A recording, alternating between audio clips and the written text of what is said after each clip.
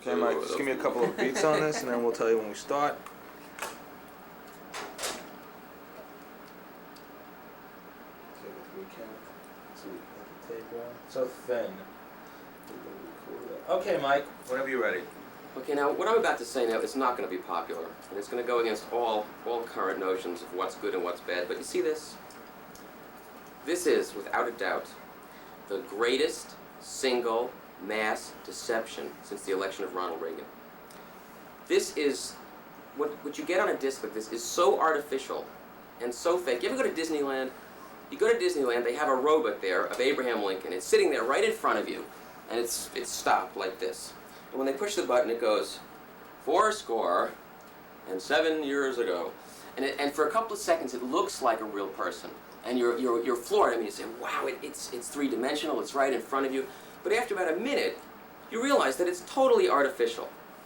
And you just want to wait. You want to see Raymond Massey in Young Abe Lincoln Goes to Illinois on a grainy two-dimensional screen. I mean, it's a real human being with real emotions. What comes out of here is exciting at first. I guarantee you, in 2 years, you're going to realize, you might not realize this now, that your records sound so much better than this artificial crap, pardon the expression. You're going to kick yourself for getting rid of your records. You know who's buying these things now? I mean, you may be buying, but I'm not talking about you because you're a great guy. But people that are buying these now are the same people who in the early 60s got rid of their old-fashioned mono records so they could buy electronically reprocessed for stereo records, because that was the latest thing.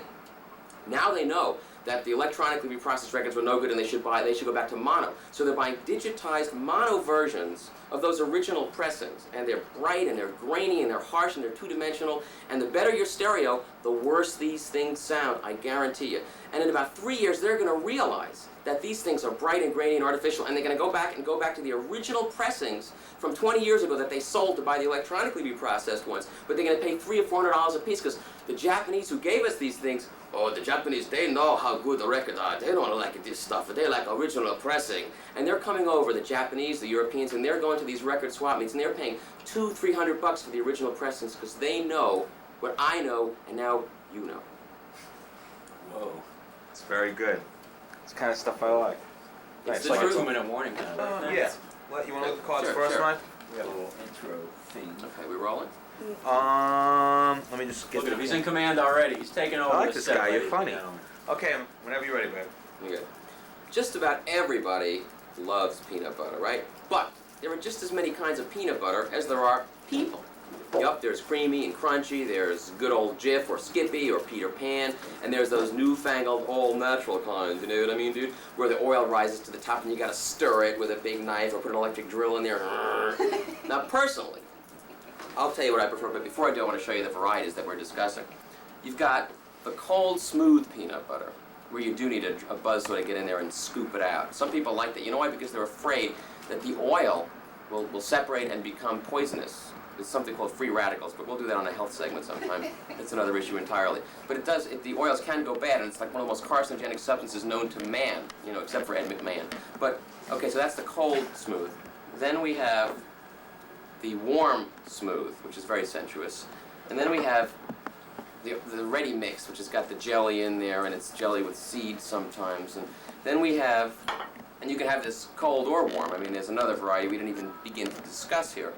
Then we've got the super chunk, and we've also got the cold super chunk, hot and cold super chunk. And this is in plastic, which has also been known to cause all sorts of problems with your digestive system and with your chromosomes. But anyway, which do I prefer? First of all, it's got to be warm, because if it's cold, you lose all the taste. It's gone. And the warmth gives you that, you know, that aroma that goes up your nose. It's gone with the cold stuff. You got to use the warm stuff. Also, white bread and cold peanut butter, you know, you end up like with big chunks of bread sort of flying all over the room. You can't do that. It's got to be warm. And I prefer the chunky. Now, I'm not doctrinaire about this. If you like the smooth stuff, that's fine. I like to sort of get a crunch every so often and bite down and, you know, have it go. There's a certain textural sensuality about it that I happen to like. But the fact of the matter is, all of these peanut butters have sugar, lots of sugar. They have mono and diglycerides, molasses, and this particular one is made by Procter & Gamble. It's a soap company. I just have a problem with soap companies making food. Do they own MTV? No? Good. Okay. No problem. But I'll tell you what I really prefer is the kind where you go into the health food store and you go, like, dude, like, give me a half pound of peanut butter, you know, and they put it in the machine and it comes ground out and it's peanut butter. It's peanuts turned into butter. And that's my favorite. What's yours? Great.